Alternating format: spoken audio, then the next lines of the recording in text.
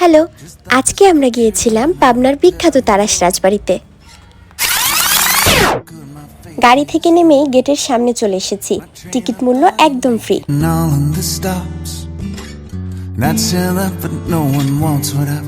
পাবনা শহরের ব্যস্ততার মাঝেও সময় যেন থমকে দাঁড়িয়ে আছে এক শতাব্দী পুরনো প্রাসাদের সামনে।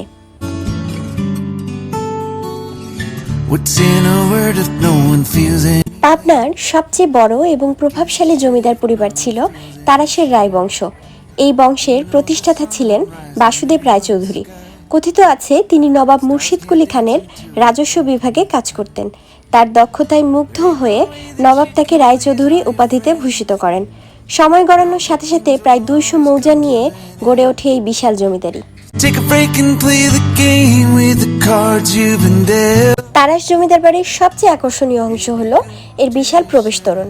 চারদিকে সুউচ্চ স্তম্ভ, মাঝখানে অর্ধবৃত্তাকার খিলান আর ইউরোপীয় রেনেসাঁ স্থাপত্যের ছোঁয়া। সবকিছু মিলিয়ে জায়গাটি যেন বাংলার মাটিতে দাঁড়িয়ে থাকা কোনো ইউরোপীয় প্রাসাদ। ভবনটির দৈর্ঘ্য প্রায় 100 ফুট এবং প্রস্থ 60 ফুট। 4টি দৃষ্টিনন্দন কোরিয়ান থিয়ান স্তম্ভের উপরে দাঁড়িয়ে আছে এর দ্বিতীয় তলার গাড়ি বারান্দা, যা দূর থেকেই পথচারীদের দৃষ্টি কাড়ে। এই ভবনের সঙ্গে জড়িয়ে আছে দ্বিতীয় বিশ্বযুদ্ধের ইতিহাসও। 1942 সালে যুদ্ধের আতঙ্কে তারাশের জমিদার পরিবার তাদের এই পাবনা শহরের প্রাসাদে আশ্রয় নিয়েছিলেন বলে জানা যায়। ভাবতে অবাক লাগে, যেসব করিডোর দিয়ে আমরা আজ হেঁটে যাচ্ছি ঠিক সেখান দিয়েই হয়তো একসময় জমিদার পরিবারের সদস্যরা হেঁটেছেন, আলোচনা করেছেন কিংবা ভবিষ্যৎ